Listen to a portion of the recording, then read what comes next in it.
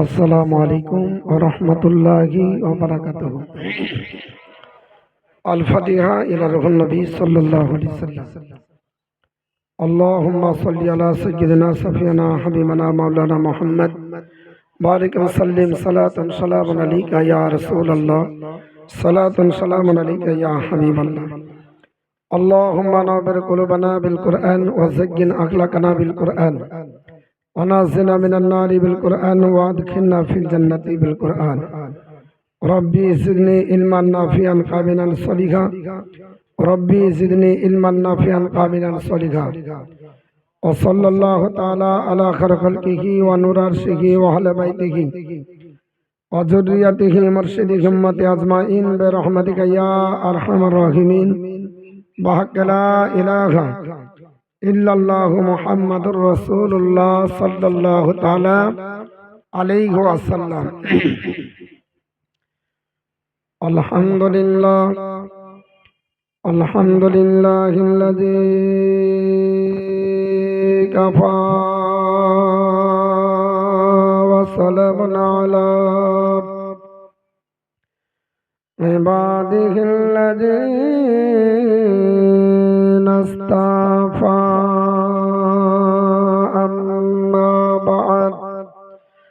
فأعوذ بالله من الشيطان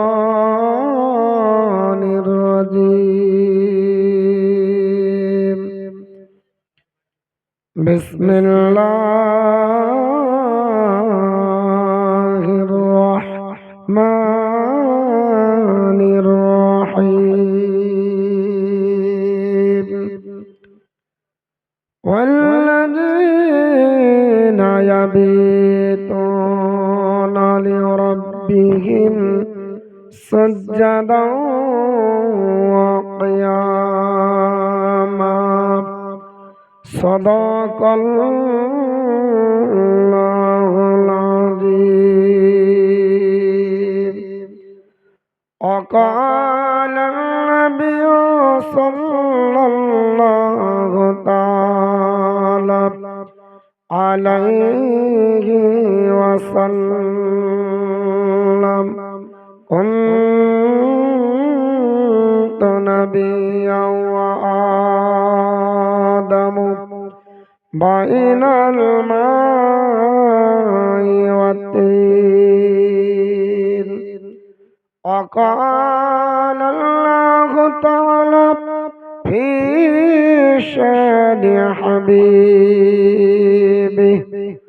إن الله وملائكته يصلون على النبي يا أيها الذين آمنوا صلوا عليه وسلموا تسليما. اللهم صل على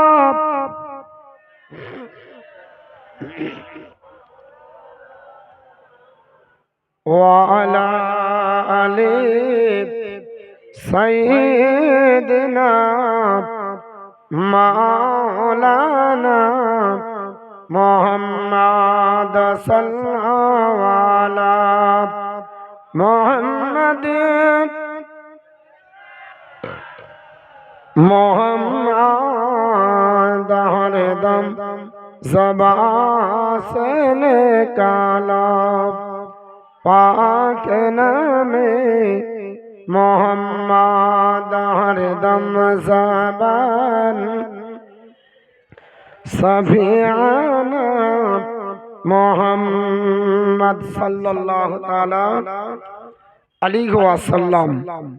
Alhamdulillah, at first we should be reminded, unlimited powerful the Almighty Allah, who is the creator of this universe, and nextly His Prophet Muhammad sallallahu taala alaihi wasallam. Respected the presidents of this occasion, who is the sitting on the stage, then elders and another brothers and sisters sitting the opposite side of all. Welcome all of you with Islamic rules. Assalamu alaikum wa rahmatullahi wa barakatuh. আল্লাহর কোরআন অটুট বিধান, বেমিসাল গ্রন্থ। সূরাটির নাম সূরা ফুরকান, সূরা number 25, পারা number 19, আয়াত number 64 তেলাওয়াত করেছি। এই আয়াত দ্বারা আমার আল্লাহ পাক যে বিষয়ের উপরে ইঙ্গিত করছেন সেই বিষয়টা আপনাদের কাছে তুলে ধরা হবে। ওমা তৌফিকি ইল্লা বিল্লাহ। তবে একগ্রতার সঙ্গে একনিষ্ঠভাবে শোনার চেষ্টা করবেন, নিরপেক্ষ দৃষ্টি নিয়ে। কারণ কিছু মানুষ আছে এই বক্তব্য শুনতে আসে না, কোনটা মৌলবি ভুল বলেছে ওটা শুনতে আসে। গত পরশুদিন ডমকুল এলাকাতে শ্রীকৃষ্ণপুর জায়গাটার নাম, আমি জালসায় গেছি।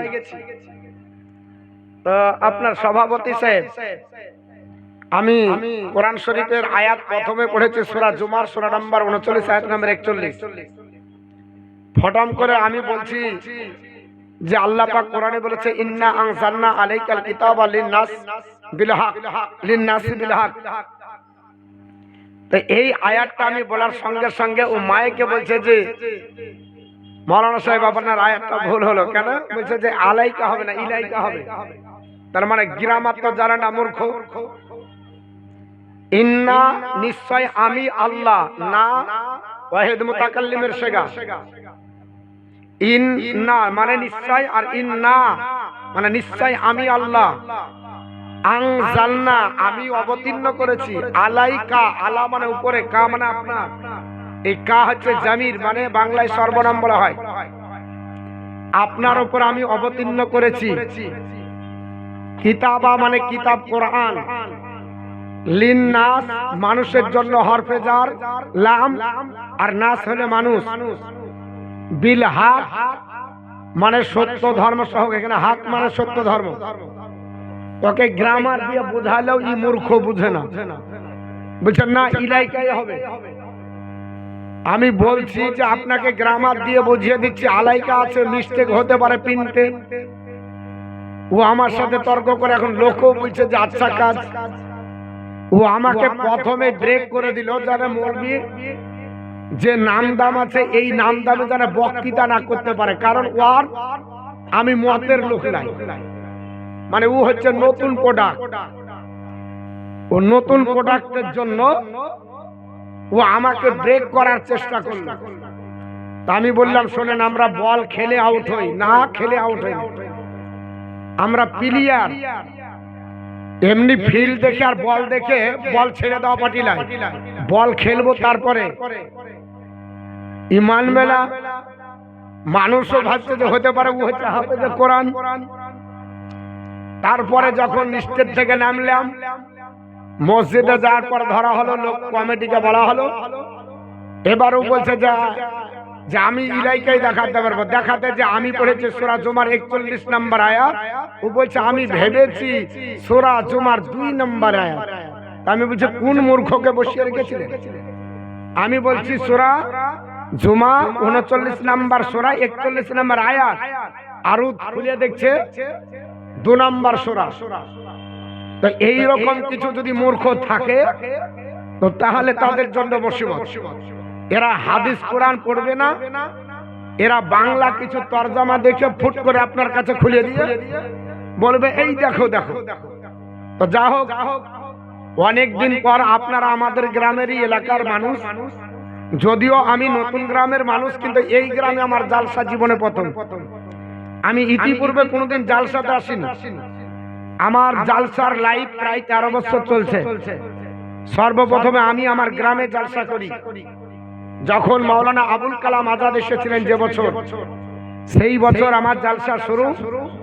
কিন্তু ফোন গেছে, জালসার সময় হয়নি। রুজির মালিক আল্লাহ, আল্লাহ যেদিন দিবে সেই দিনই রুজি পৌঁছাবে, তাছাড়া নাই। তো এসেছি বড় আশা করে, আপনারাও থাকবেন বড় আশা করে। কারণ এটা হচ্ছে কবরস্থান আর মসজিদ দুটো আপনার বলা আছে, উল্লেখ করা আছে।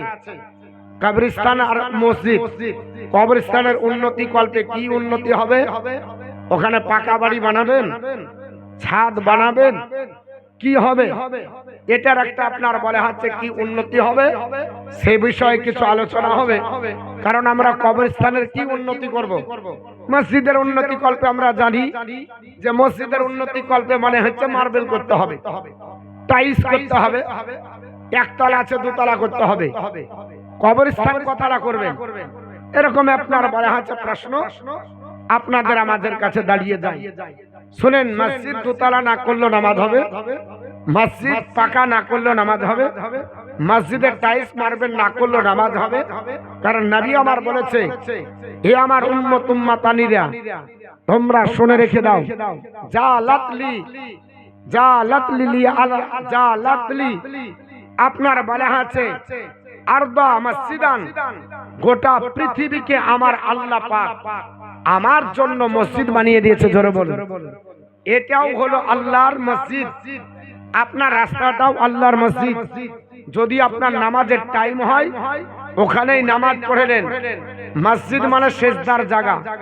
আমরা যেটাকে মসজিদ বলে জানি, এটাকে একটা নির্দিষ্ট জায়গা করা হয়, কিন্তু গোটা পৃথিবী নবী আমার বলছে আমার উম্মতের জন্য আল্লাহ মসজিদ বানিয়ে দিয়েছে। যেখানে টাইম হবে সেখানেই নামাজ পড়লেন, ইনশাআল্লাহ নামাজ আপনার কবুল হবে।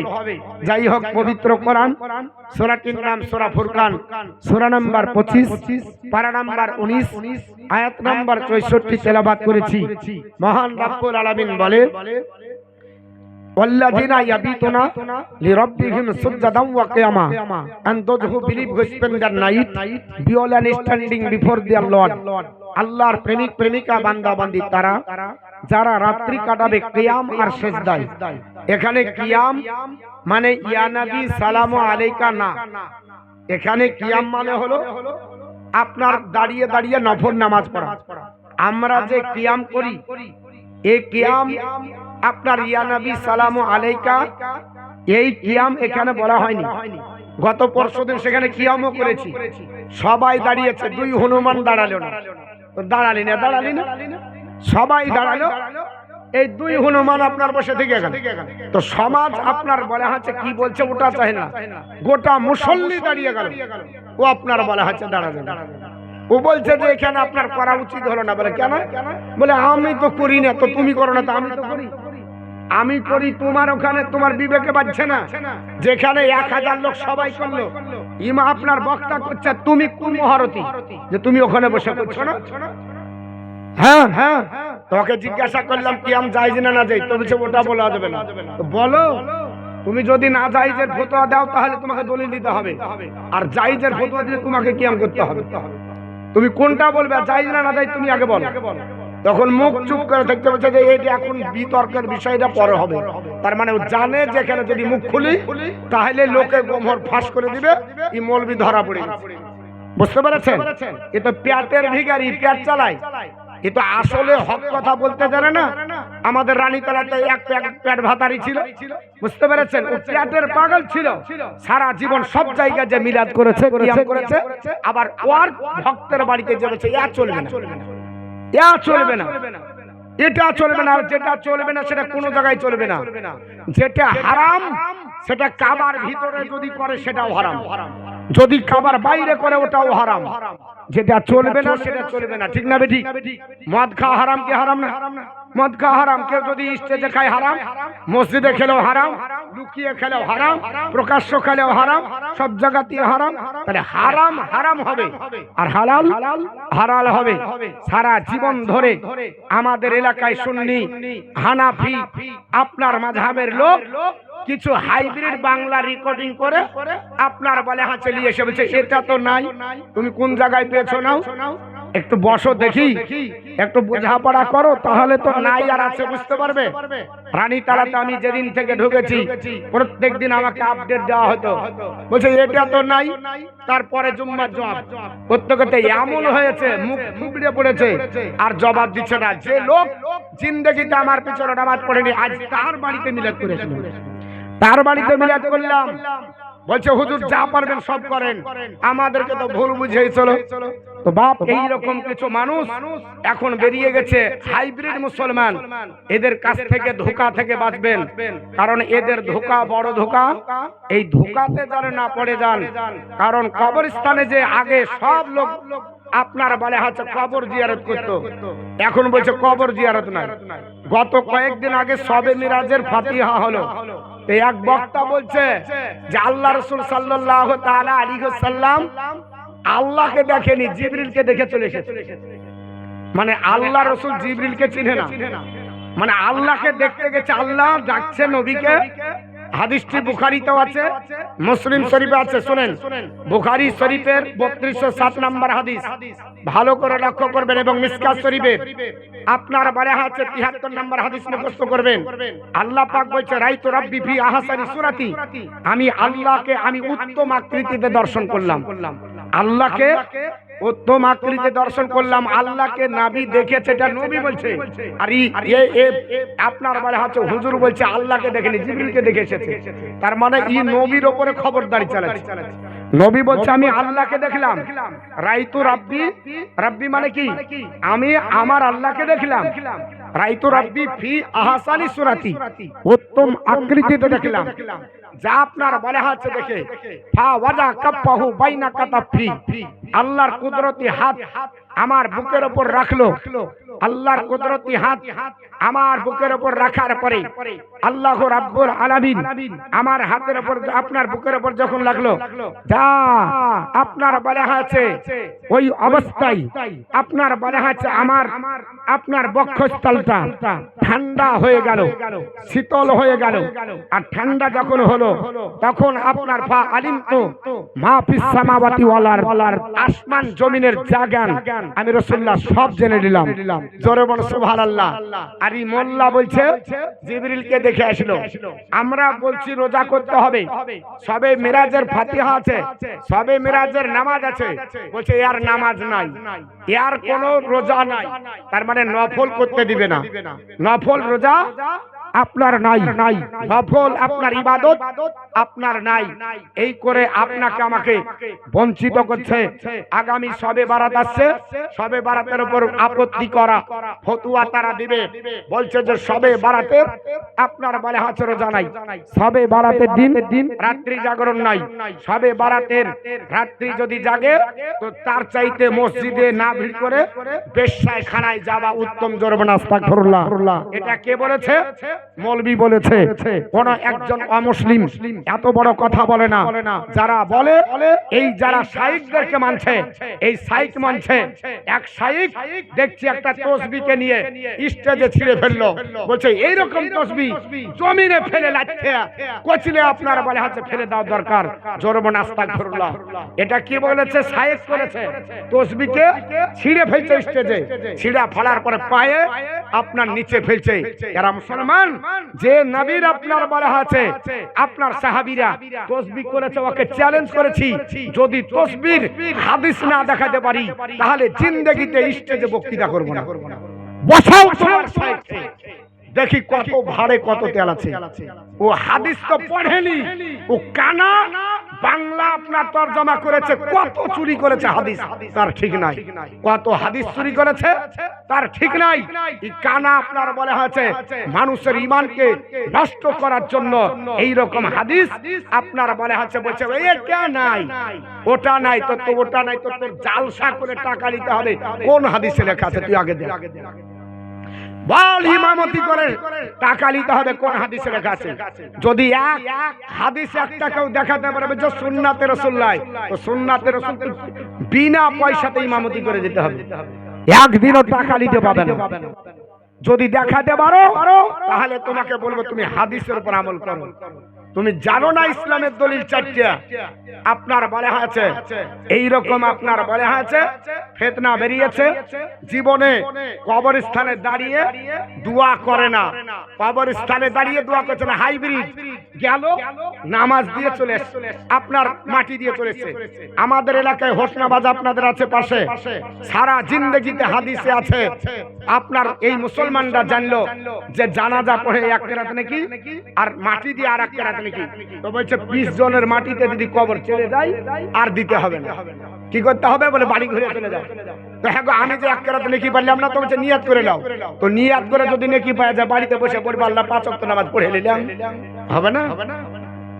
হ্যাঁ, নিয়াত করেই যদি নেকি পাই, কাজ না করে, তো বাড়িতে বসে বলবো আল্লাহ নিয়াত তো করেছি পাক্কা সাচ্চা জারের দিনে, আর হাত বের করছি রে বিছানার তলে নিয়াত করে নিলাম, 5 ওয়াক্ত নামাজ কবুল করে নাও, হবে না?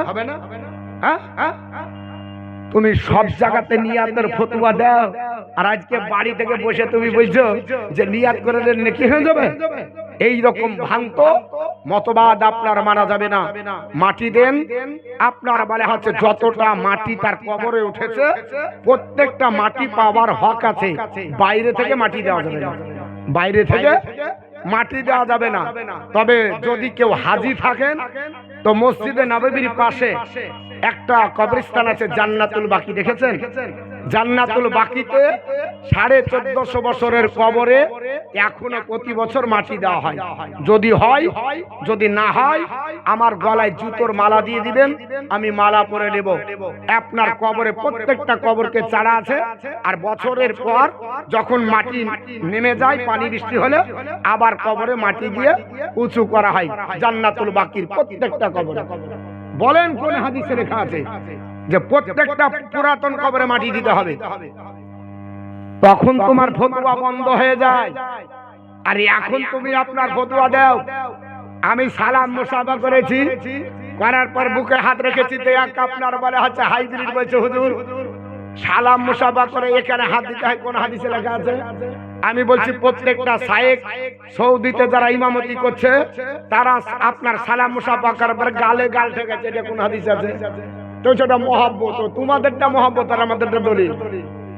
হ্যাঁ, তোমারটা মহব্বত আমারটা দলিল। এর জন্য বাপ খুব সাবধান। আহলে সুন্নাত ওয়াল জামাত এটা হচ্ছে সঠিক। ইনশাআল্লাহ আপনাদেরকে দলিল দিয়ে বলবো। প্রথমে কয়েকটি কথা বললাম, কারণ এই যে চলছে, এই যে আপনার বলে আছে এখন ফিতনা চলছে, এই ফিতনা থেকে বাঁচতে হবে। আপনাকে কমজোর পেয়ে শুধু মোবাইল দেখাবে, কমজোর পেয়ে মোবাইল দেখাবে, আর মোবাইলে কত হাদিসের ব্যাখ্যা চুরি করেছে, কত হাদিসকে আপনার জাল বলেছে সহি হাদিসকে, কত হাদিসকে জয়ীফ বলেছে। আপনি যদি অরিজিনাল হাদিস না দেখেন বুঝতে পারবেন না, অরিজিনাল হাদিস যদি না দেখেন বুঝতে পারবেন না। বাংলাতে সমস্ত আপনার হাদিসের উপর আপনাকে ব্যাখ্যা জানতে হবে, না হলে এই রকম আপনার বলা আছে হাদিসের উপর আমল করে আপনার ঈমান নষ্ট হবে। আমি আপনাদের কাছে করজোরে নিবেদন করব যে সুযোগ্য একজন আলিমকে নিয়ে আসবেন, আর যে ফতোয়া দিবে তাকে বসিয়ে সামনাসামনি দেখা হোক। আমি তো প্রতিদিন চ্যালেঞ্জ করি জুম্মায়, প্রত্যেক দিন জুম্মাতে চ্যালেঞ্জ করি যে আমি বক্তৃতা করলাম, বক্তৃতার যদি মুখালিফ আপনি কোন হাদিস দেখাতে পারেন, আমারটা আপনার কমজোর, আমি আপনার বক্তৃতা করব না। তো ইনারা আপনার বলে হচ্ছে আর হাদিস খুঁজে পাই না, যে বলছে আমরা এখন সবাই মিলে এক হয়ে চলবো। তার মানে তুমি হচ্ছে গোল আলু, তুমি এখন পাচ্ছ না, তুমি বুঝে নিয়েছো যে মতিউর রহমান ঢুকেছে। কারণ সব জায়গাতে বিড়াল পায়খানা ফিরতে পারে না, ও জায়গা বুঝেই আপনার বলে হচ্ছে যাই। মতিউর রহমান যতদিন ছিল না ততদিন তুমি বাটলিং খুব করেছো, যেদিন থেকে রানীতারাতে মতিউর রহমান ঢুকেছে তখন এখন বলছে আমরা সবাই মিলেই তো চলি। তুমি এতদিন তো ফিতনা তুমি বাঁধিয়েছো, সব লোক হানাফি ছিল, তুমি নতুন নিয়ে এসেছো, তোমারটা প্রমাণ আগে করো, কোথায় পেলে তারপর আমারটা তো পুরাতন, আমার বাপ দাদা করে এসেছে, আমি করে এসেছি, এটা তো আমার পুরাতন, আমার তো দলিল লাগবে না। তুমি দিলে দলিল, কোথায় পেলে তুমি আগে দেখো। জিন্দেগিতে কিয়ামতের সকাল হবে পাবে না, কিয়ামতের সকাল পর্যন্ত দলিল পাবে না। কিন্তু আপনাকে বিভ্রান্ত করবে, এটা নাই ওটা নাই। বন্ধুগণ মুসলমান, আজ আমরা মুসলমান পৃথিবীর জমিনে বসবাস করি, যে ভারতের মাটিতে আপনার মুসলমানের আপনার বলা আছে শুরুয়াত বা প্রারম্ভ শুরু হয়েছে আপনার খাজা গরিবে নামাজকে শুরু করে, আর সেই ওলিদের সামনে আজ ফতোয়া শিরিক বেদাতের দেয়। কোথা থেকে মুসলমান হলে, কোথা থেকে তুমি ইসলাম পেলে? তো বলে ওটা জানি না, ওকে মানা চলবে না, হারাম। এটা হারাম ওটা হারাম, শিরিক আর বেদাত, বেদাতের মনে হচ্ছে গোডওয়ান বানিয়ে নিয়েছে, বেদাতে গোডওয়ান আপনার বানিয়েছে, ওকে যা বলবেন ও ফতোয়া দিয়ে বলবে এটা বেদাত, মানে ও জানে না তো বেদাতটাই শিখে এসেছে, ও আর অন্য হাদিস আপনার পড়েনি। তো যাই হোক দরুদ শরীফ পড়েন, সামনের দিকে একটা একটা করে দলিল ইনশাআল্লাহ দিয়ে যাব। কবরস্থানে যেহেতু জালসা, আমার বক্তৃতা রেকর্ডিং হচ্ছে, দেখছেন কত মোবাইল আছে, কালকে শুনবেন, না হলে কালকে আবার আপনার বারে হাতে বলবেন বা স্টেজ থেকে নামবো আমাকে ধরবেন যে মতিউর রহমান আপনি বললেন দলিল দেন, ইনশাআল্লাহ দলিল দিয়ে যাব। দলিল না দিয়ে যাব না, আপনাদের বাড়ির কাছের আপনার মাওলানা, আমরা আপনাদের দুশমন না, আমি আপনাদের হচ্ছি আমি হিতাকাঙ্ক্ষী, যে আজ যে মুসলমান এক দড়ি আপনার এক জায়গায় ছিল, সে মুসলমানদের ভিতরে কিভাবে ফাটল ধরিয়ে আলাদা আলাদা করে দিল, বলছে তোমরা আলাদা আমরা আলাদা, আরে সারা জীবন ধরে এক হয়ে থাকলো, এই মুসলমানের ভিতরে কিছু আপনার বলে হাতে আডাং আসে, আপনার এটা নাই ওটা নাই করে আপনার ফতোয়া দিয়ে দাও। আপনি বলছে তো যখন আপনার দেখা হবে সঙ্গে সঙ্গে কি বলবে জানেন, বলছে এটা সহি হাদিস তো, বলে না বাপ, বলছে এটা সহি তো, এটা আপনার বলা আছে বুখারীতে আছে তো, এটা বুখারীতে আছে তো, আচ্ছা বলেন তো বুখারীতে আছে, যদি বুখারীতে না থাকে মানা যাবে না? কবরস্থানে কটা আপনার কবরের ভিতরে কটা প্রশ্ন হবে গো বাপ? তিনটা শুনেছেন না? কেউ যদি বুখারী থেকে দেখাতে পারেন জিন্দেগিতে বক্তৃতা করব না, আজ বলে গেলাম স্টেজে, যদি বুখারী থেকে দেখাতে পারে যে কবরে তিনটি প্রশ্ন হবে, এটা বুখারীতে লেখা আছে, জিন্দেগিতে বক্তৃতা করব না। মুসলিম শরীফে আছে, জিন্দেগিতে বক্তৃতা করব না, তার কি মানবেন না? বুখারীতে নাই তাই বলে মানবেন না? হাদিসটা সহি কিনা তাই জানতে হবে, আপনার হাসান কিনা জানতে হবে, আর জয়ীফ হলেই মানতে হবে না। আপনাকে কে বলেছে জয়ীফ? প্রত্যেকটা ইমামের একমত যে জয়ীফ হলে ওর উপর আমল করা যাবে, যদি ওর মুখালিফ কোনো আপনার সহি হাদিস দলিলের জন্য না থাকে। দলিলের জন্য সহি হাদিস দরকার, কিন্তু জয়ীফ হলেও মানা চলবে, ওর উপর আমল করা যাবে। এর জন্য বলছি, এবার আপনি যদি বলেন হুজুর সহি ছাড়া মানবো না, তা আপনার পৃথিবীর জমিনে আল্লাহ রাসূল সাল্লাল্লাহু আলাইহি সাল্লাম কি বলেছে এটা সহি হাদিস? আপনি যে বলছেন রসুল যা করেছে তাই করব, রসুল যা বলেছে তাই বলবো, তো রসুল বলেছে কোন হাদিসে যেটা আমার সহি হাদিস? একটা কেউ দেখাতে পারবেন যে রসুল্লাহ বলেছে এটা আমার সহি, রসুল্লাহ বলেছে এটা আমার হাসান, রসুল্লাহ বলেছে এটা আমার জয়ীফ? যদি বলেন আমি আর জিন্দেগিতে বক্তৃতা করব না, এটা তো রসুল্লাহ বলেনি, এটা ইমামগণ বলেছে। তো তোমার ইমাম কেউ যদি এটা জয়ীফ বলে, আর একজন ইমাম তো ওটাকে সহি বলেছে, কেউ যদি ওটাকে জয়ীফ বলে, আর একজন ইমাম তো হাসান বলেছে, কেউ যদি ওটাকে হাসান বলে, কেউ তো ওটাকে সহি বলেছে, তাহলে তুমি ইমামদের ইখতিলাফকে সম্মুখে না রেখে তুমি কেন ঢালাও ভাবে বলে দিলে এটা জয়ীফ? তুমি যেটা জয়ীফ পড়েছো ওটা অন্য ইমাম সহি বলেছে, তোমার কি ওটা হুঁশ আছে? তুমি কি ওটা জানো যে একটা দলিল কোন সমাজে কোন ইমাম সহি বলেছে, আর একটা ইমাম ওটাকে হাসান বলেছে, আর একজন ইমাম ওটাকে আপনার বলে হাসান জয়ীফ বলেছে? ওটা আপনার আমার জানার দরকার আছে।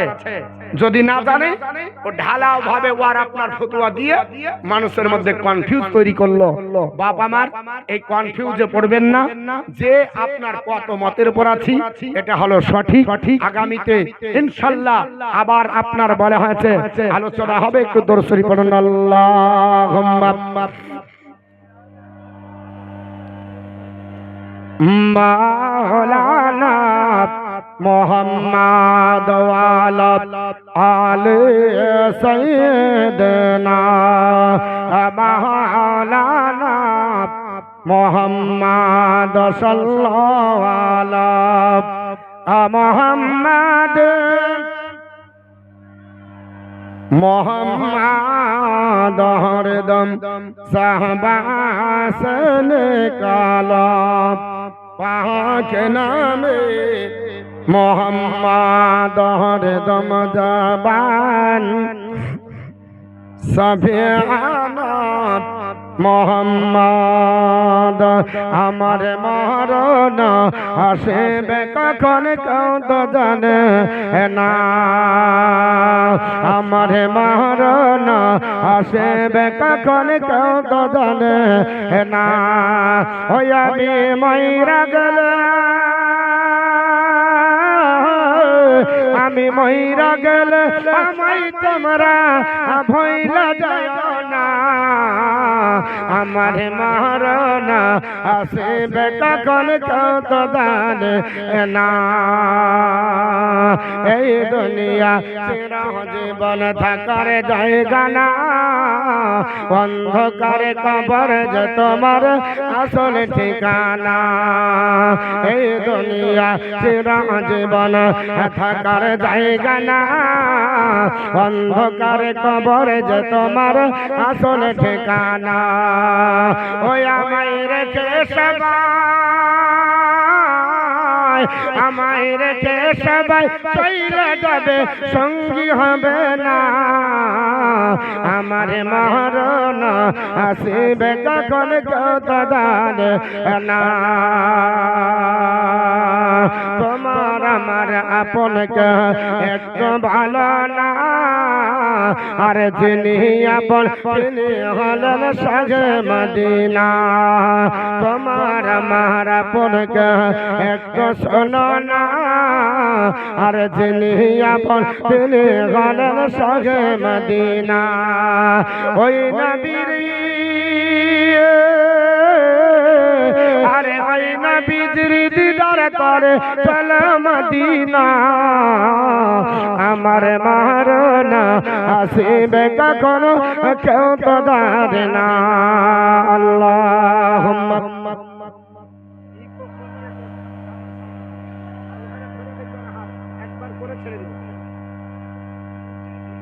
না ওটা আমি ঠিক করব ইকো কমাও কমাও বেশ বাড়াও মাওলানা মোহাম্মদ ওয়ালা আলি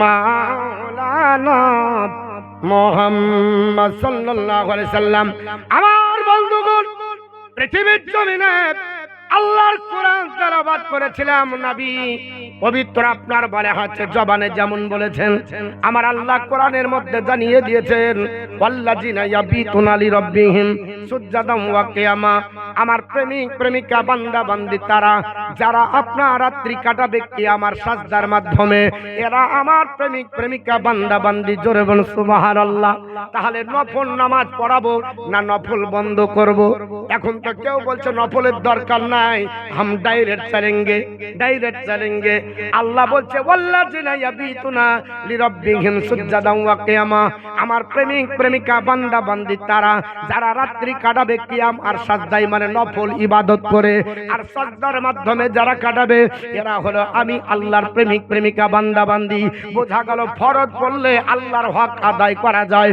আর নফল পড়লে আল্লাহর প্রেমিক প্রেমিকা হওয়া যায় এখন আল্লাহর হক শুধু আদায় করে ছাড়বেন না আল্লাহর প্রেমিক প্রেমিকা বান্দা বান্দি হবেন আল্লাহর প্রেমিক প্রেমিকা যদি হতে হয় তাহলে আপনাকে নফলের ইবাদত করতে হবে নফল রোজা করতে হবে নফল যত আপনার ইবাদত আছে করতে হবে কারণ জালসা করা ফরজ না জালসা করা ওয়াজিব না কারণ জালসা করাটা এটা সুন্নাতে রাসূলও দেখতে পাবেন না কারণ জালসা নবীর জায়গায় নবীর জীবনে জিন্দেগিতে আপনার হয়নি কোন সাহাবা کرامরা জালসার আয়োজন করেনি এই জালসা পৃথিবীর জমিনে কয়েক বছর আপনার হলো তাহলে জালসা করার পরে ফতোয়া ফরজ হয় না অথচ পৃথিবীর জমিনে নফল ইবাদত করলে ফতোয়া দেয় এটা চলবে না এ মুসলমান পৃথিবীর জমিনে আল্লাহ পাকের ইবাদত করুন আল্লাহ পাকের বন্দেগী করুন কারণ পৃথিবীর জমিনে আল্লাহর বন্দেগী করলে আমার আল্লাহ পাক আপনাকে রক্ষা করবে আপনি কোরআন পড়তেছেন ওটাও আপনার নফল ইবাদতের মধ্যে পড়ে আল্লাহর কোরআন যদি কেউ পড়ে ফতোয়া দেয় নাকি হ্যাঁ দেয় কেউ দেয় বলছে কোরআন নির্দিষ্ট কোনো দিনে আপনার পড়া যাবে না নির্দিষ্ট টাইমে কোরআন পড়া যাবে না বলে কোরআন কেন নির্দিষ্ট টাইমে পড়া যাবে না বলে কোরআন নির্দিষ্ট টাইমে যদি পড়োটা বেদাত হয়ে যাবে জোরে বলুন আস্তাগফিরুল্লাহ আমার আল্লাহ আল্লাহ পাক কোরআনকে পড়ার জন্য বলেননি নির্দিষ্ট টাইমে পড়ো, আল্লাহ বলেননি কখন পড়তে হবে। শুধুমাত্র আল্লাহ এক জায়গাতেই বলেছেন ইন্নাল কোরআনা ফজরি কানা মাশহুদা, আমি আল্লাহ পাক বলছি নিশ্চয় আমার কোরআন ফজরের যারা তেলাওয়াত করবে ওই ফজরের তেলাওয়াত কোরআন আল্লাহর দরবারে কিয়ামতের দিন হাসরের ময়দানে আল্লাহর কোরআন সেই দিন সাক্ষী হয়ে আল্লাহর নাজাত আপনার নাজাতের ওসিলা বানাবে কোরআনের মাধ্যমে। জোরে বলো সুবহানাল্লাহ। হাসরের ময়দানে নবী সাফায়াত করবে, তার সঙ্গে কোরআনও সাফায়াত করে দাঁড়িয়ে যাবে, কারণ নবী আপনার পবিত্র জবান দ্বারা বলেছেন সাহাবারা আল্লাহর বান্দা বান্দি পৃথিবীর জমিনে আপনার পবিত্র কোরআনের সূরা বাকারার লাস্টের দুটো আয়াত যদি মুখস্থ করে নেয় ওর উপর আমল করে যদি জিন্দেগি কাটায়, আমি রাসূলুল্লাহ বলছি হাসরের ময়দানে যেদিন আমার আল্লাহ সূর্য মাথার উপরে উত্তোলন করবে, প্রচন্ড রোদের কারণে মগজগুলো টকবক টকবক করে ফুটতে থাকবে, নাক আর কানের ছিদ্র দিয়ে যেই দিন আপনার মগজ গলে গলে পড়বে, যেই দিন বাপ পাশ থেকে সরে যাবে, বাপ আপনার বাপের পরিচয় দিবে না, মা আপনার কাছ থেকে সরে যাবে, মা মায়ের পরিচয় দেবে না, যেই দিন আপন বান্ধবী আপনার কাছ থেকে পার হয়ে যাবে, আপন বিবি যেই দিন পার হয়ে যাবে, সন্তান যেদিন পার হয়ে যাবে, সবাই যেই দিন পার হয়ে যাবে, আপন হবে আমার রাসূলুল্লাহ। কারণ রাসূলুল্লাহ বলেছে জগৎবাসী তোমরা শুনে রেখে দাও লিকুল্লি শাইইন লিকুল্লি নাবিয়্যিন দাওয়াতুন মুস্তাজাবা। এ সাহাবারা আমি রাসূলুল্লাহ বলছি শোনো, পৃথিবীতে যত নবী আমার আল্লাহ পাঠিয়েছে প্রত্যেক নবীকে আমার আল্লাহ স্পেশাল একটা করে মর্যাদা দান করেছে। আদম নবী আপনার পেয়েছেন, আদম থেকে আপনার পৃথিবীর জমিনে ওই মর্যাদা হচ্ছে তাদের দোয়া, ওই আপনার বলা হয়েছে এই দোয়াটা পৃথিবীর জমিনে করেছে, ওই দোয়াটা তাদের কবুল হয়েছে। আদম থেকে ঈসা রুহুল্লাহ পর্যন্ত এমন কোন নবী আল্লাহ পৃথিবীতে পাঠায়নি যে নবীকে আল্লাহ পাক এই দোয়াটা দেয়নি। আদম নবী পেয়েছে, শীষ পয়গম্বর পেয়েছে, হুদ পয়গম্বর পেয়েছে, লূত পয়গম্বর পেয়েছে, সালেহ পয়গম্বর পেয়েছে, দাউদ পয়গম্বর পেয়েছে, ইদ্রিস পয়গম্বর পেয়েছে, হিলকিত আলাইহিস সালাম পেয়েছে, হযরত আইয়ুব পয়গম্বর পেয়েছে, মুসা কালিমুল্লাহ পেয়েছেন, হারুন আলাইহিস সালাম পেয়েছে, ঈসা রুহুল্লাহ পেয়েছে। সমস্ত নবীকে আল্লাহ পাক স্পেশাল একটা করে দোয়া দান করেছে। আল্লাহর নবী বললেন সাহাবারা সমস্ত নবী দোয়াটা পাওয়ার পরে যখন মুসিবতে পড়েছে, বিপদের সম্মুখীন হয়েছে, ওই দোয়াটা দুনিয়াতে করে আপনার তারা মুসিবত থেকে উদ্ধার হয়ে পৃথিবীর জমিন থেকে বিদায় নিয়েছে। আল্লাহর নবীর সাহাবী হযরত আনাস বলে নবীজি আপনাকে তো আল্লাহ পাক স্পেশাল দোয়া দান করেছে। হ্যাঁ আমার সাহাবারা আমাকেও আল্লাহ পাক স্পেশাল দোয়া দান করেছে, তবে আমি পৃথিবীর জমিনে ঘাত প্রতিঘাত সহ্য করেছি, আমি জ্বালা যন্ত্রণা সহ্য করেছি, বিপদের সম্মুখীন হয়েছে, আমি ওই স্পেশাল দোয়াটা চাইনি, কারণ আমি জানি পৃথিবীর জমিনে যত বড় মুসিবত হোক না কেন এই পৃথিবীর মুসিবতের চাইতে আপনার হাসরের ময়দানে সূর্যর যেদিন আল্লাহ উত্তরণ করবে, যেই দিন হাসর প্রতিষ্ঠিত হবে, 7 দিন যেদিন হাসর থাকবে, ওই দিনের মুসিবতটা দুনিয়ার মুসিবতের চাইতে কঠিন হবে।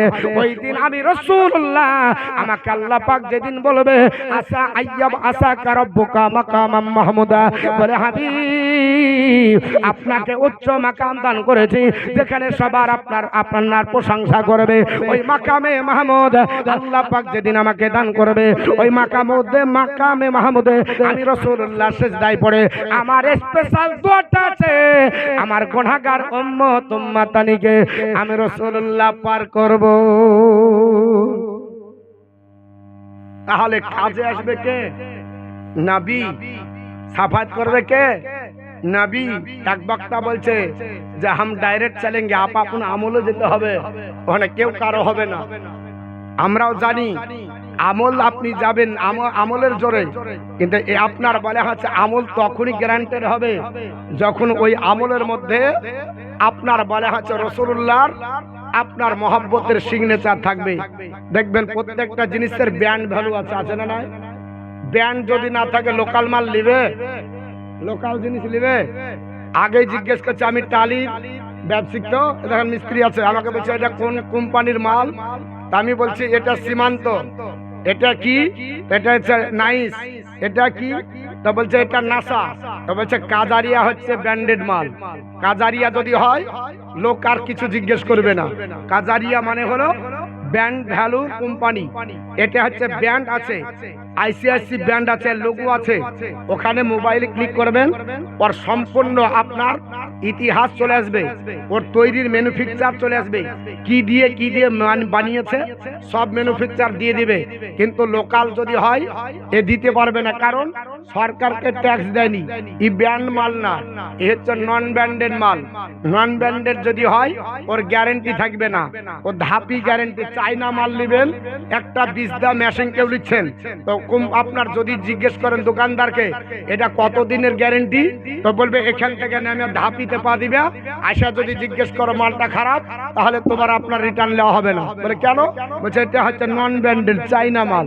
তাহলে নন ব্র্যান্ডেড চলবে আপনার না, আর ব্র্যান্ডেড হলে লেখা থাকে 5 বছর ওয়ারেন্টি, 10 বছর গ্যারেন্টি, এটা থাকে না, এটা ব্র্যান্ডেড। তো আপনি যে দোয়া করছেন, দোয়াটা কি ব্র্যান্ড হয়েছে? দোয়াটা কি ব্র্যান্ডেড? যদি দোয়া ব্র্যান্ড থাকে তাহলে আল্লাহর দরবারে গ্রহণযোগ্য হবে। ব্র্যান্ডেড যদি না হয় তাহলে আসমান আর জমিনের মধ্যবর্তী স্থানে ঝুলতে থাকবে, আসমানেও যাবে না, জমিনও আসবে না।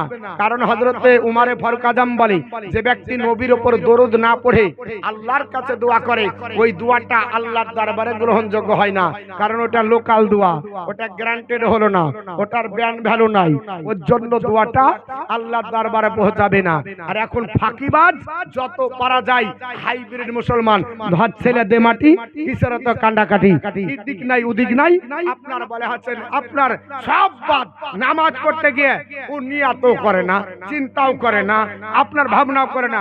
আবার হাত তুলে দোয়া করছি তখন এমনি করে ফেলছে, বলছে যে দোয়া নাই। তো নাই তো কি হচ্ছে, হাত তোলা অন্য সময় আবার আমি করে নিচ্ছি, তারপর ঠিক হাত তুলছে। তো যদি নাই থাকে তো এখন হাত উঠালি কেন? তো বলছে না সম্মিলিত দোয়া নাই, সম্মিলিত দোয়া নাই। তো সম্মিলিত যদি দোয়া নাই, তো যখন চাহিতে আসছে তখন সম্মিলিত হয় না, জালসাতে সম্মিলিত হয় না। তো উদাহরণ দিচ্ছে, বলছে নামাজের ভিতরে নাই। আমি যদি নামাজের ভিতরে সম্মিলিত দোয়া না দেখাতে পারি, জিন্দেগি দিয়ে বক্তৃতা করবো না। ওকে বসতে বলেন, যে জায়গাতে বলবে সে জায়গায় বসবো। সম্মিলিত দোয়া আছে কিনা? তখন আর বসবে না, বলবে আমাদের শায়েখদের সময় নেই। আর সময় থাকে না, শায়েখের যখন বসতে বলা হয় তখন আপনার সময় থাকে না। আবার ফতুয়া দেওয়ার জন্য শায়েখ লাগে না, তখন আর চেলহা চামান নাই যথেষ্ট। ফতুয়া দেওয়ার জন্য চেলহা লাগে, আর ফতুয়া প্রমাণ করার জন্য তখন শায়েখদের সময় হয় না, তখন সময় হাতে থাকে না। সম্মিলিত দোয়া আছে কি নাই, এটা আমি যদি না দেখাতে পারি, জিন্দেগিতে বক্তৃতা করব না। আপনাদের বলে যাচ্ছি। তো বাপ যেটা বলছিলাম, একবার দরুদ শরীফ পড়েন, কারণ আজকে বক্তব্য মনে হচ্ছে একটু গরম গরম হচ্ছে। কিছু লোক বলবে যে আরে মৌলবি রাগি আছে নাকি রে? রাগিয়া নাই, যে জায়গায় যাচ্ছি শুধু ফতুয়া, যে জায়গায় যাচ্ছি শুধু ফতুয়া। মৌলবির ওপর ফতুয়া দিচ্ছে, কঠিন ব্যাপার। মৌলবিকে ফতুয়া দিয়ে চলছে যে বেদাত, মানে মৌলবি আপনার 12 বছর 15 বছর পড়িয়া বেদাত কি বুঝেনি, ও আম পাবলিক 3 দিন মোবাইল ঘেটে বেদাত বুঝে নিচ্ছে। কঠিন ব্যাপার। হ্যাঁ, ও মৌলবিকে ফতুয়া দিচ্ছে, বলছে এটা বেদাত। ওকে জিজ্ঞাসা করেন যে হোয়াট ইজ দ্য ডেফিনিশন বেদাত, বেদাত কাকে বলে? আর 14 পুরুষ বেদাতের ফতুয়া পড়েনি। বেদাত কাকে বলে ও জানে না, বেদাত আপনার কাকে বলে বুঝে না। অথচ বেদাত আপনার বলে হচ্ছে ঢালাও হারে বেদাত বলছে, যা করবেন বেদাত, এটা করছেন বেদাত। তো আপনার ফুচকা খাওয়া কোন কিতাবে লেখা আছে? তোর বোঝে প্রত্যেকদিন বেদাত করে। কুরকুরি খাওয়া কোন আপনার হাদিসে লেখা আছে? প্রত্যেকদিন ছেলেকে কিনে দিও। আপনার পাপড়ি চপ খেতে হবে, কোন হাদিসে লেখা আছে? প্রত্যেকদিন বেদাত করো। পোল্ট্রির মাংস না হলে তোমার মেয়ের বিয়ে হয় না, কোন হাদিসে লেখা আছে? তুমি যে খাও দেখাও একটা হাদিস। পোল্ট্রি রাসূলুল্লাহ খেয়েছে, সাহাবীরা খেয়েছে, তাবেঈরা খেয়েছে, জিন্দেগি হয়ে যাবে। ও পারবে না, পোল্ট্রি খায় না বা জোরে বলেন খায় না। এই পোল্ট্রি চলে আপনাদের? এই মৌলবি বেদাতের আপনার ফতোয়া দেয়, আর প্রত্যেকদিন ওর বাড়িতে বেদাত চলে। আমাদের ওখানে এক ডাক্তার আছে, বুঝলেন? ডাক্তার আছে, তো আমরা জালসা করে খিচড়ি করেছি, তো খিচড়ি করা বেদাত। আর ওর বউ প্রত্যেকদিন আইসিডি এসে যে খিচড়ি রান্না করে। আমি বলছি পাগলাকে আপনার বলে হচ্ছে ওর বউকে চাকরি দিয়েছে, তো কে দিয়েছে? এ চাকরি ওকে দিল কি করে? এই হাফ পাগলা ওষুধ আপনার প্যারালাইসিস দিতে গিয়ে ক্যান্সার দিবে। এ বুঝতে পারে না কোনটা বেদাত কোনটা কি। বলছে যে এটা বেদাত, খিচড়ি খাওয়া যাবে না। আর ওর বউ প্রত্যেকদিন আইসিডি এসে চাকরি করে, তো আপনার খিচড়ি রান্না করে। ভারত সরকার বুঝতে পারলো প্রোটিন খাবার হচ্ছে খিচড়ি, বাচ্চাদের সুইটেবল, বাচ্চাদের শরীরে শুট করবে, এর জন্য সবাই খেতে পারবে। খিচুড়ি এমন একটা খাবার, সুস্থ অসুস্থ ছোট বড় ছেলে মেয়ে সবার জন্য প্রযোজ্য, খাওয়া যাবে। এত একটা আপনার ভালো খাবার আপনার বলা হচ্ছে। এর জন্য ভারত সরকার প্রত্যেকটা আপনার বলা হচ্ছে ICDS কেন্দ্রে আপনার খিচুড়ির ব্যবস্থা করেছে। আর এই হাফ পাগলার বউ প্রতিদিন রান্না করে আছে, আর যখন জালসার জন্য খিচুড়ি খেতে তো বেদাতের ফতোয়া দিচ্ছে। বুঝতে পেরেছেন? এবার আপনার পাগলা কোথায় আছে? রানীতলাতে আছে। রানীতলাতে ডাক্তার, ও দেখবেন ওষুধ দেওয়ার আগে আগে আপনাকে ফতোয়া দিবে। ওর কাছে যদি ওষুধ নিতে যান তো ওষুধ দেওয়ার আগে আগে মহলম বেচবে, পড়াশোনা জানে না। ওকে আমি বলেছিলাম যদি ওই ইংরেজিতে আমাকে ওষুধের নাম বলে দিতে পারে তা আমি কোনোদিন আপনার বক্তৃতা করবো না, কারণ ইংরেজিও ভালো জানে না। ও আপনার জাহাই থেকে মাদ্রাসা ডিপার্টমেন্টে আরবি পড়েছিল কিছুদিন, তা আলিয়া মাদ্রাসায় যে বড় বড় আপনার ফতুয়া দেয়, নিজেকে আপনার বিশাল শাইখ মনে করে। আমি বলেছিলাম আমার সামনে বিসমিল্লাহ পড়ে দিতে হবে, তাহলে তোমাকে জানবো তুমি কত বড় ডাক্তার হয়েছো, তারপর তোমার আপনার কত ধানে কত চালাচ্ছে বের হবে। তো এইরকম আপনার যদি শাইখ সাজে, আর বউ প্রতিদিন খিচুড়ি রান্ধে, তার বেলায় ফতুয়া নাই, লোক খিচুড়ি খেলে ওরে আপনার অ্যালার্জি। ভারত সরকার ডিপ্রেশন দিতে হবে, খিচুড়ির বিরুদ্ধে ফতোয়া দিয়েছে, এর চাকরিটা ক্যান্সেল করবে। হ্যাঁ, খিচুড়ি খেলে অ্যালার্জি। এইরকম আপনার ফতোয়াবাজ আপনার কিছু আছে, এদের হাত থেকে ঈমানকে সুরক্ষিত করতে হবে।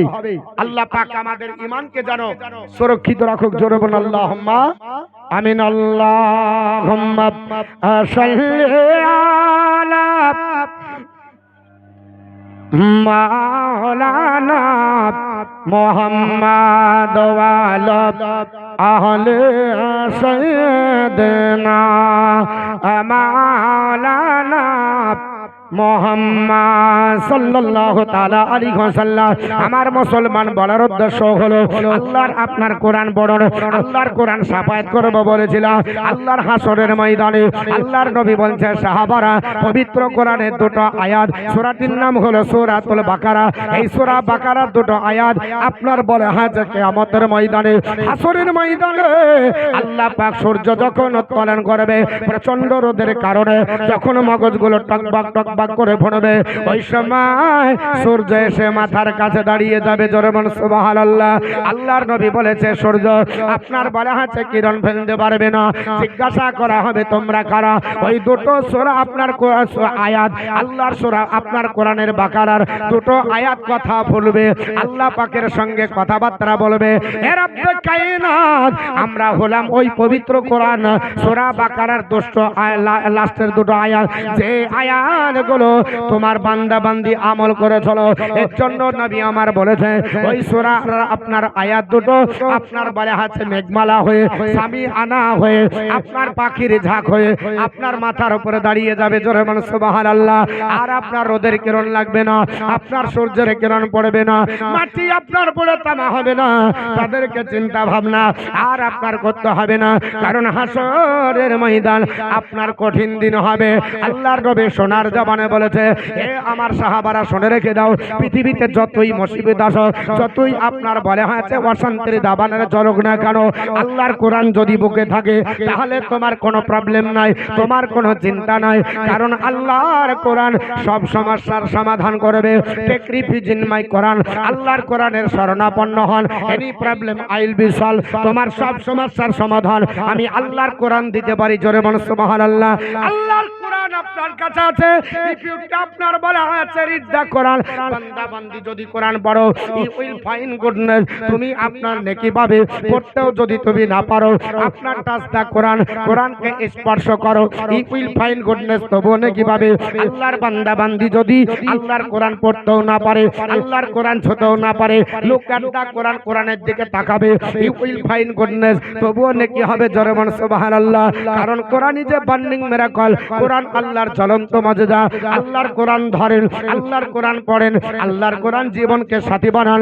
আল্লাহর নবী আপনার বলেছে, হে আমার সাহাবারা শুনে রেখে দাও, আল্লাহর কোরআন এমন একটা গ্রন্থ, পৃথিবীতে যতই মুসিবত আসো সব মুসিবতের মোকাবেলা আল্লাহর কোরআন দিয়ে করা যায়। জোরে বলুন সুবহানাল্লাহ। কিন্তু আল্লাহর কোরআন আমাদের আপনার টাকে রয়েছে, আমরা কোরআন পড়ি না।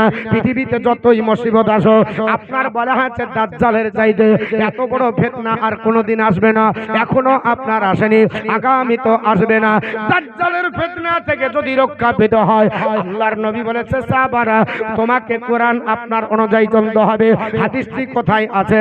আপনার মুসলিম শরীফ। হযরতে আবু দারদা বর্ণনা করে, আল্লাহর নবীর সাহাবী আবু দারদা বলে নবীজি আপনার বলে আছে দাজ্জালের ফিতনা কি ফিতনা?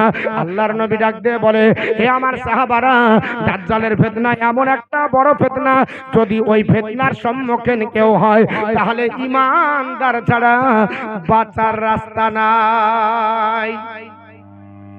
দাজ্জালের ফিতনা এত বড় ফিতনা হবে, বিশ্বনবী বলেছে সাহাবারা দাজ্জাল যদি তার কণ্ঠে গান তোলে, লতা মঙ্গেশকরের কণ্ঠ তো কি বাবা, আমি মতিউর রহমানের কণ্ঠ তো কি, দাজ্জাল তার কণ্ঠে যদি গান তোলে অর্ধ উলঙ্গ নারী তার পিছনে দৌড়বে। শাড়ি পরতে গেছে, অর্ধেকটা শাড়ি পরা হয়েছে, এখনো শাড়ি পরতে বাকি আছে।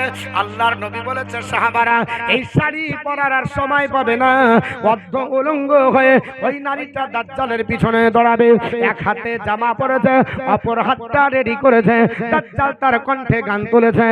আর আপনার বলে হয়েছে ওই মেয়েটা, আপনার বলে হয়েছে, আপনার বলে হয়েছে ওই আপনার ব্যক্তিটা আপনার জামা পরার সময় পাবে না, এক পায়ে চটি পায়ে দিয়েছে আর এক পায়ে চটি পায়ে দেওয়ার জন্য রেডি করেছে। আল্লাহর নবী বলে যদি দাজ্জাল তার কণ্ঠে গান তোলে, এক পায়ে চটি পায়ে দিয়ে দৌড়াবে, দুই পায়ে চটি পায়ে দেওয়ার সময় পাবে না। আল্লাহর নবী বলে সাহাবারা এত বড় বিপদ যদি আসে রক্ষা পেতে হবে। সাহাবারা বললেন ইয়া রাসূলুল্লাহ, ইয়া হাবিবাল্লাহ, ওগো আল্লাহর হাবিব আমরা কি করে রক্ষা পাবো? আমার নবী বললেন সাহাবারা রক্ষা পাবার জন্য আল্লাহর কোরআন ধরতে হবে। ইয়া রাসূলুল্লাহ কিভাবে? আমার নবী বলছেন সাহাবারা আন আবি দারদা আনিন নবী সাল্লাল্লাহু তাআলা আলাইহি ওয়াসাল্লাম মান হাফিজা আসরা আয়াতিন মিন আউয়ালি সূরাতিল কাহফ উসিমা মিনাদ দাজ্জাল। হাদিসটি মুসলিম শরীফের মধ্যে লেখা আছে। আল্লাহর নবী বলেন সাহাবারা আল্লাহর কোন বান্দা বান্দি যদি আপনার পবিত্র কোরআন এই কোরআনের সূরা কাহফ, এই সূরা কাহফটা যদি 1 থেকে 10 নম্বর পর্যন্ত আয়াত মুখস্থ করে, আল্লাহ দাজ্জালের ফিতনা থেকে তাকে রক্ষা করবে। কিন্তু সব ইতিহাস মুখস্থ হয়, কোরআন মুখস্থ হয়, ঠিক না বেঠিক বা? এতদিন গেল আলে ডালে, রমজান মাস আসবে বান্না মেরে লাগবে। স্বামী যদি জিজ্ঞেস করে হ্যাঁ আমাকে তো কাজে যেতে হবে, তো বলছে দাঁড়াও পাড়াটা পুজেলি আর কহান পাতা আছে তার লেগে হচ্ছে না, এই তুমি শুধু গন্ডগোল করে দাও দিয়ে পাড়াটা পুজে নি। পাশে কার ভাবি 2 খতম দিয়েছে, এখন ও 3 খতম দিবে, কম্পিটিশন করছে। আপনাকে কে বলেছে যে 3 খতম দিতে হবে জানের উপর জুলুম করে? আল্লাহ রাসূল বলেছে আপনার ইচ্ছা হচ্ছে না, পড়তে পারছেন না, মুখে জড়তা চলে এসেছে, তাও ছাড়ে না, কোরআন পড়ছে, পাচ্ছে না, তবে খুব কষ্ট হচ্ছে গো, পাচ্ছি না। আল্লাহ রাসূল বলেছে অতক্ষণ কোরআন পড়ো যতক্ষণ আকর্ষণ থাকবে। যদি আকর্ষণ না থাকে কোরআন পড়েন না, বুঝিয়ে রাখেন, আবার আকর্ষণ আসবে কোরআন পড়েন। কিন্তু পাচ্ছে না, ও আপনার বলা হচ্ছে তাও পূজাবে, সারা জিন্দগি পড়েনি, এখন আপনার রমজান মাসে এসেছে হাত পা ধুয়ে একবার খেচে খুঁচে, আগেকার দিনে বলতে বলছে খার করতে হবে রে, খার। খার মানে কি? বলছে বাড়ি ঘর যা আছে সব পরিষ্কার করতে হবে, পাক করতে হবে, এতদিন না পাক ছিল। 11 মাস শয়তানকে আপনার ভাঙে ভাঙে রেখেছিল, এবার শয়তানকে ছেড়ে দিয়ে লাভ দিয়ে শয়তানকে এবার তাড়িব, এবার আল্লাহর ফারিস্তা দরজনে দরজনে ঢুকাবে। আল্লাহ বলছে একবার মনে হচ্ছে মুদিখানার মাল সারা বছর ধরে তুই গোডাউন বানিয়ে তুলি শয়তানের, আর এই মাসটাতে তুই ফারিস্তা ঢুকাবি, ওই শয়তান যে তোকে চার্জ দিয়েছে ওই 1 মাস এমনি চলে যাবে। যে চার্জ দিয়েছে ব্যাটারি, যে 11 মাস চার্জ আছে, ফুল চার্জ, ঝুঁকে ঝুঁকে চলে যাবে। আল্লাহর পবিত্রতা বান্দারা বললেন সাহাবারা আল্লাহর কোরআন পড়ো, আল্লাহর কোরআন পড়ো, আল্লাহর কোরআন পড়ো। যে বাড়িতে কোরআন তেলাওয়াত হয় আল্লাহর রহমতি ফেরেশতারা নাজিল হয়। জোরে বলো সুবহানাল্লাহ। আল্লাহর নবীর সাহাবী হযরতে আবু সাঈদ খুদরি রাদিয়াল্লাহু তাআলা বর্ণনা করে, আবু সাঈদ বলে আল্লাহর নবীর একজন সাহাবী নাম হচ্ছে হযরতে ইবনে হুজাইল রাদিয়াল্লাহু তাআলা। আল্লাহর নবী বললেন সাহাবারা তোমরা বাড়িতে গিয়ে আল্লাহর কোরআন তেলাওয়াত করো। যে বাড়িতে আল্লাহর কোরআন তেলাওয়াত হয় আল্লাহর নূর রহমত হয়ে বাড়িতে ধরে জোরে বল সুবহানাল্লাহ। সাহাবারা কানে ভরে নিয়েছে। আপনার বাড়িতে গিয়ে আল্লাহর কোরআন তেলাওয়াত করবে, আল্লাহর কোরআন তারা পড়বে, আল্লাহর কোরআন তারা স্টাডি করবে। হযরত ইবনে হুজাইল বলে আমি নবীর কাছ থেকে আসার পরে আমি রাত্রি বেলাতে আল্লাহর কোরআন আপনার খুলেছি, আল্লাহর কোরআন যেমনি খুলেছি সঙ্গে সঙ্গে দেখা যায় আমার বাড়িতে আস্থা বলে আপনার ঘোড়া বাঁধা ছিল, ঘোড়াটা আমি কোরআন তেলাওয়াত করি, ঘোড়াটাও লাছা কোদা করে জোরে বল সুবহানাল্লাহ। আপনার ঘোড়াটা লাচতেছে। ইবনে হুজাইল বলে আমি বুঝতে পারলাম না, আমার তবে ভয় হলো কেন ঘোড়া আপনার লাছা কোদা করে, আমি কোরআন তেলাওয়াত করছি ঘোড়া কেন লাচতেছে, এই আমার আপনার ভয় কাজে করতে আপনার কাজ করতে লাগলো। আমি কোরআনটা ভয়ে বন্ধ করে দিলাম, আপনার ঘোড়াও লাচা কোদা বন্ধ করলো। আল্লাহর কোরআন আবার যখন পড়তে আরম্ভ করেছি ঘোড়াটা আবার যেমন লাচা কোদা আরম্ভ করেছে, আমি কোরআন বন্ধ করে দিলাম, ঘোড়াও লাচা কোদা বন্ধ করলো। আবার আপনার কোরআন আমি তেলাওয়াত করলাম রাত্রি বেলাতে, আবার ঘোড়া লাচা কোদা আরম্ভ করলো, আবার বন্ধ করে দিলাম, ঘোড়াটাও লাচা কোদা বন্ধ করলো।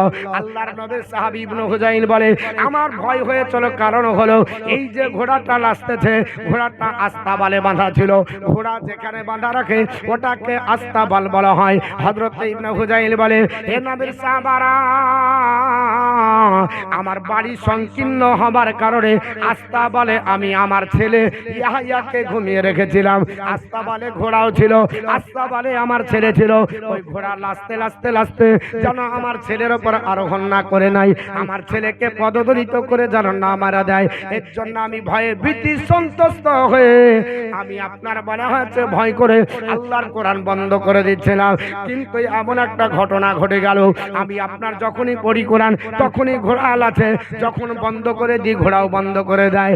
আমি রাত্রিবেলাতে কাউকে না বলে আমি আস্থা বলে ঢুকে দেখলাম আপনার বলে হয়েছে ঘোড়া নির্দিষ্ট রেখা বিন্দুর উপরে আপনার লাচতেছে, এক জাররা এদিক ওদিক দড়ে না। আল্লাহর নবী বিশ্ব নবী ডাক দিয়া বলে সাহাবারা, আপনার বলা হয়েছে ঘোড়া লাচতেছে, ওই অবস্থায় আপনার বলা হচ্ছে আমার ঘোড়ার দিকে তাকিয়ে আমি আপনার বলা হচ্ছে চিন্তায় চিন্তিত হলাম, কেন আপনার ঘোড়া লাচে বুঝতে পারলাম না। হঠাৎ করে আকাশের দিকে তাকিয়ে দেখলাম মেঘমালাটা আমার ছাদের উপর নেমে এসেছে জোরে বলুন সুবহানাল্লাহ। এই হাদিসটা বুখারীতে আছে, মুসলিমও আছে। আল্লাহর নবীর সাহাবী আকাশের দিকে তাকিয়ে দেখে মেঘমালা আপনার ছাদের উপরে নেমে এসেছে। মেঘমালা দেখতে দেখতে চিন্তা আপনার দেখছেন মেঘমালাতে টুনি বাল্বের মতো হ্যালোজিনের মতো লাইট গুলো ফিট করা আছে, গোটা বাড়িটা 14 তারিখ দিবাগত রাতের চাঁদ যেমন হয় ওই রকম আপনার বলে আছে আলোয় আলোকিত। হযরত আপনার ইবনে হুজাইল বলে আমি দেখতে দেখতে আপনার ফজরের আযান হয়ে গেল, মসজিদে নববীতে ফজরের আযান আপনার হলো, আমি তাড়াতাড়ি ওযু করে যাব। ওই মেঘমালা আকাশের দিকে উঠতে লাগলো, আকাশের দিকে উঠতে উঠতে আপনার বলে হাতে হারিয়ে গেল, আর মেঘমালা দেখা গেল না, মেঘমালা দেখতে পেলাম না। আমি নবীর পিছনে ফজরের নামাজ পড়লাম। আল্লাহর নবী নামাজের পরে নবী আমার আপনার বাকায়দায় বসে নবী আমার কোরআন শেখাতেন, আল্লাহর নবী কোরআন পড়াতেন, নবী আমার তাসবিহ তাহলিল শেখাতেন, নবী আমার দোয়া শেখাতেন, বিভিন্ন আপনার শরীয়তের জ্ঞান আমার বিশ্ব নবী শোনাতেন। আল্লাহর নবী আপনার শোনাতেন কেন?